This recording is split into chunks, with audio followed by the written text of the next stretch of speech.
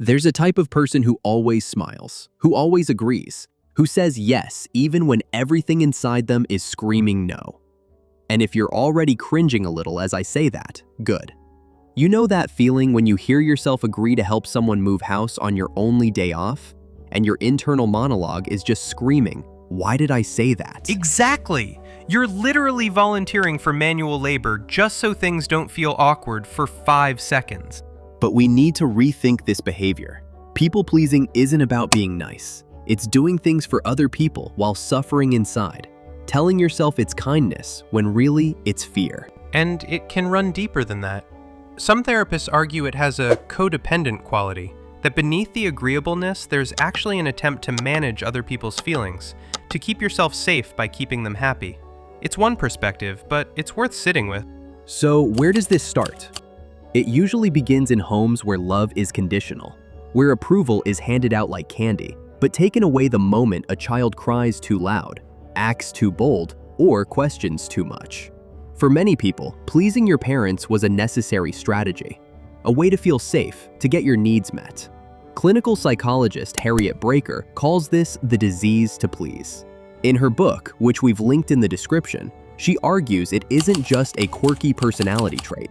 It's a compulsive addiction to approval, built from 3 interlocking parts: distorted ways of thinking, compulsive pleasing behaviors, and a profound terror of conflict or anger driving it all underneath. So it's not that we are just so nice. It's an actual behavioral addiction driven by fear. We are conflict dodgers in disguise. That reframe alone is worth the price of the book. It is. And polyvagal theory explains this biologically as the fawn trauma response. The nervous system saying, "I will make myself useful, agreeable, and invisible if it means you won't hurt me." It's an involuntary survival reflex. But it takes a massive toll. My back is already aching just thinking about tomorrow's heavy lifting. Ooh, what's happening tomorrow? Mental heavy lifting, Alex. Emotional weight. Let's stay on topic. Author Tracy Seckham explores the ultimate cost of this in her book, From People Pleaser to Soul Pleaser, link in the description. She argues that when you constantly seek external validation, you compromise your true self. You become an emotional chameleon, adapting and adjusting until you've disappeared entirely. And once you see that, the martyrdom framing becomes obvious. Doing a favor resentfully isn't kindness. It's like staring at a third-floor walk-up on a Saturday morning, carrying a shockingly heavy mid-century modern credenza for a guy named Gary who let his dog dig up your petunias last week. That was highly specific, Jay. Who is Gary? Gary is a metaphor for societal expectations, Alex. Right, I see.